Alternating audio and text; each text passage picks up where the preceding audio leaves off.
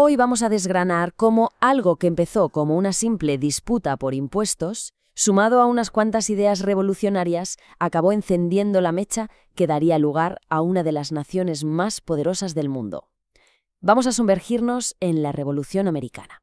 A ver, a menudo pensamos en la Revolución Americana y nos vienen a la cabeza batallas, fechas, nombres, pero si lo pensamos bien, fue mucho más que eso. Fue en realidad una especie de tormenta perfecta, una colisión brutal entre ideas pero que muy radicales y un error de cálculo imperial de los que hacen historia.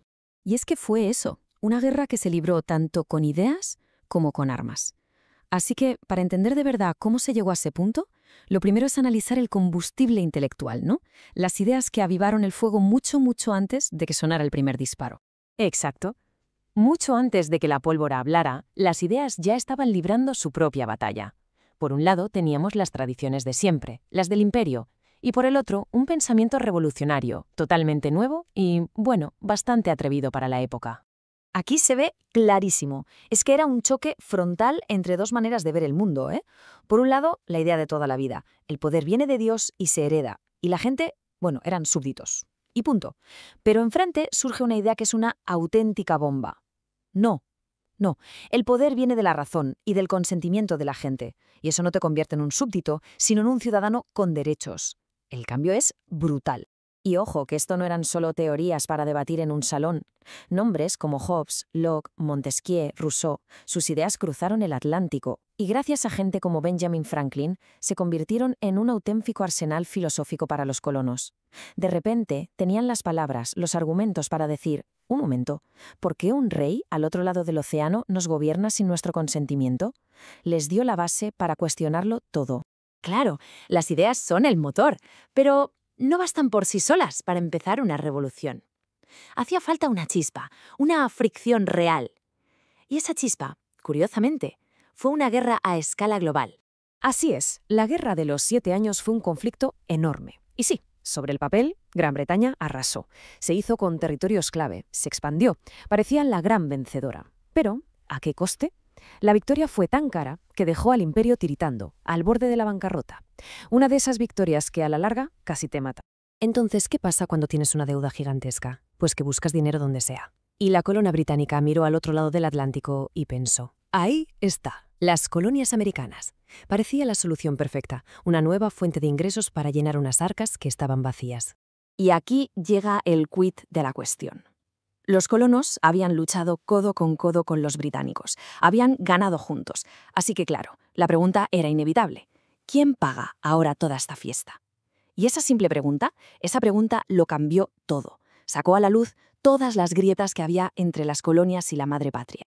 Y así es como pasamos de una discusión puramente económica de dinero a una rebelión en toda regla. Vamos a ver cómo fue esa escalada. Y todo se resume en esta frase. No hay tributación sin representación. Es simple, es directa, es potentísima. Se convirtió en el grito de guerra. El argumento era demoledor. ¿Cómo nos vais a poner impuestos si no tenemos a nadie que nos represente, que hable por nosotros en vuestro parlamento? Para ellos era simplemente ilegítimo. Y a partir de ahí fue una bola de nieve. Gran Bretaña impone un impuesto y los colonos responden con una protesta. La más famosa, claro, el motín del té de Boston.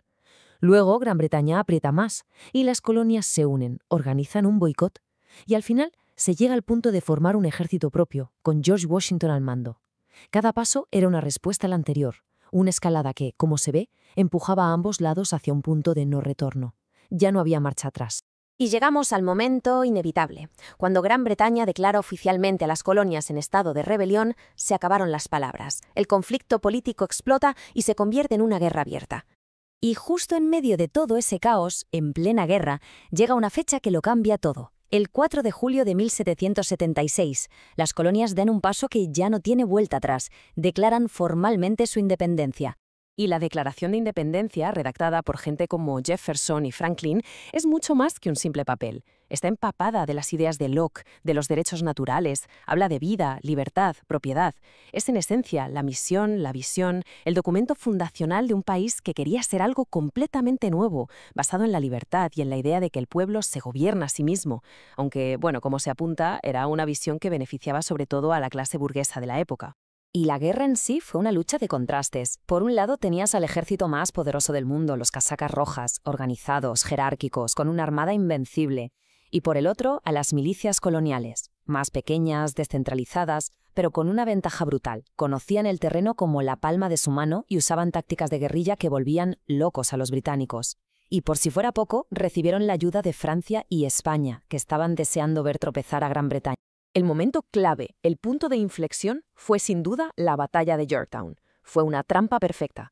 El ejército británico quedó acorralado. Por tierra, las tropas francoamericanas. Por mar, la flota francesa, bloqueando cualquier escape. No tuvieron más remedio que rendirse. Esa batalla, en la práctica, significó el fin de la guerra. Vale, la victoria militar ya estaba en el bolsillo, pero ahora venía lo difícil, conseguir que el mundo te reconociera como un país de verdad y sobre todo decidir qué tipo de nación iban a ser. Y ese reconocimiento oficial llegó con el Tratado de Versalles en 1783. Es un momento histórico, porque Gran Bretaña, el gran imperio, reconoce formalmente la independencia de sus antiguas colonias. Ahí, en ese papel, nacen oficialmente los Estados Unidos de América. ¿Y cómo era ese nuevo país? Bueno, pues para empezar, tenía unos 4 millones de habitantes. No parece mucho comparado con los grandes imperios, pero estaba creciendo a un ritmo vertiginoso. Y ya contaba con ciudades importantes como Filadelfia, Nueva York o Boston. Un dato importante es que de esos 4 millones, cerca de medio millón eran afrodescendientes, la mayoría en situación de esclavitud. Entonces, ¿qué tipo de revolución fue esta? Es una buena pregunta. Las fuentes que manejamos la califican como una revolución burguesa. ¿Y eso qué significa? Pues básicamente que no fue un levantamiento de las masas para cambiarlo todo de arriba abajo. Fue una revolución liderada por la clase con propiedades, la clase educada, que lo que buscaba era asegurar sus derechos políticos y sobre todo económicos. La propiedad privada, por ejemplo, era fundamental. Y esto nos lleva a la reflexión final. La revolución se hizo en nombre de la libertad, un ideal potentísimo. Pero la gran pregunta, la que quedaría flotando en el aire durante siglos, es: libertad sí, pero ¿para quién? La respuesta a esa pregunta definiría la historia de la nueva nación durante mucho, mucho tiempo.